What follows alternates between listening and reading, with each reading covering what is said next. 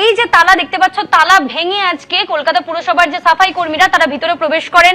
স্টাফেদের কাছে চাবি ছিল না গার্ডের কাছেও। তারপরে যখন এই ভিতরে পরিষ্কার পরিচ্ছন্ন ব্যাপারটা কাজটা শুরু করা হয়, তখনই দেখা যায় যে ভিতর থেকে উদ্ধার হয় একাধিক নথি। তুমি দেখতে পাচ্ছ এখানে চালান পড়ে রয়েছে, এরকম এই চালানের সঙ্গে সঙ্গে দুটো ট্রলি ব্যাগ।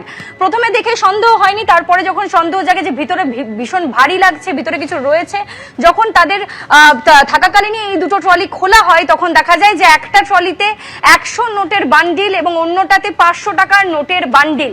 দুই ট্রলিতেই দেখতে পাচ্ছ যে ঘুণ ধরে গিয়েছে, উই পোকাতে খেয়ে নিয়েছে এবং এই উই পোকা লেগে যাওয়ার ফলে এই টাকাগুলো একেবারেই ব্যবহারের অযোগ্য। তবে এই যে কারেন্সি উদ্ধার হয়েছে, সেই টাকা কোথা থেকে এলো, কলেজ কর্তৃপক্ষ তার কোনো সদুত্তর দিতে পারছেন না। তারা বলছেন যে এই ঘরগুলো আমরা ব্যবহার করতাম না।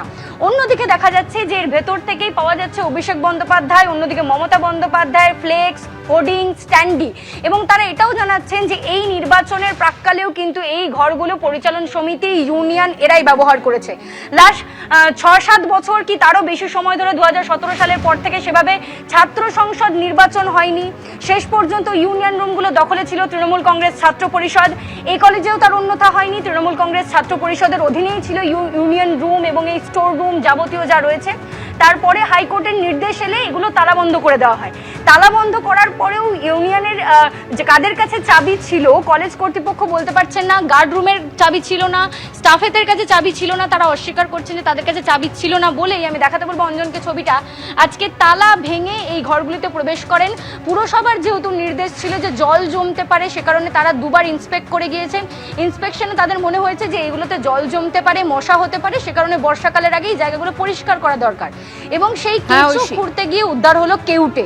দেখা যাচ্ছে এখানে দুটো ট্রলিতে উদ্ধার লক্ষাধিক টাকা। তুমি দেখতে পাচ্ছ 100 নোটের বান্ডিল, অন্যটাতে 500 টাকার নোটের বান্ডিল।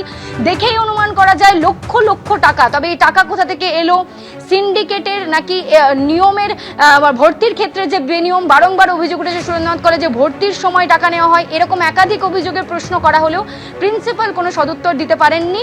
তবে এই যে টাকা, এই মুহূর্তে মুচিপাড়া থানার যারা পুলিশ আধিকারিকরা তারা এসেছেন ঘটনাস্থলে, তারা সম্পূর্ণ ঘটনাটার তদন্ত করছেন এবং কলেজ কর্তৃপক্ষকে নির্দেশ দেওয়া হয়েছে লিখিত অভিযোগ দিতে। একেবারেই ধন্যবাদ ঐশী। অর্থাৎ কিন্তু প্রশ্ন একটাই যে কেন এত পরিমাণ, এত লক্ষাধিক টাকা কলেজের ইউনিয়ন রুমে রাখা হয়েছিল, যে কলেজের অর্থাৎ সুরেন্দ্রনাথ কলেজের ইউনিয়ন রুমের আলমারি তালা ভেঙেই এই টাকা উদ্ধার হয়েছে। তবে কোথা থেকে এলো এত টাকা, কেন মজুত রাখা হয়েছিল তা এখনো স্পষ্ট নয়। তবে বিজেপি বিধায়ক সজল ঘোষ কি বলছেন এই খবরের পর শোনাবো। আর কি দেখতে হবে এই জীবনে, এখন শুধু সেটাই ভাবছি। আমরা দেখলাম পার্থর বাবুর ঘরে টাকার পাহাড়, আমরা দেখতে পেলাম, আর কি কি দেখবো, তারপরে দেখলাম কাউন্সিলরদের পাটের খেতে টাকা পুঁতে রাখা। আজকে দেখলাম তৃণমূলের ছাত্র নেতারা, যদিও তাদের বেশিরভাগের বয়স 60-এর বেশি, তারা ইউনিয়ন রুমে আলমারির ভেতর লাখ লাখ টাকা, এবং সেই টাকাও উইয়ে খেয়েছে। ভাবতে পারেন কত টাকা থাকলে পরে টাকা উইতে খায়।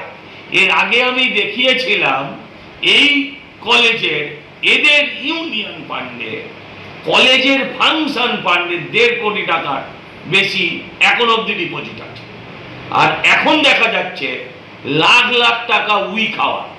এবিপি আনন্দ, এগিয়ে থাকে, এগিয়ে রাখে।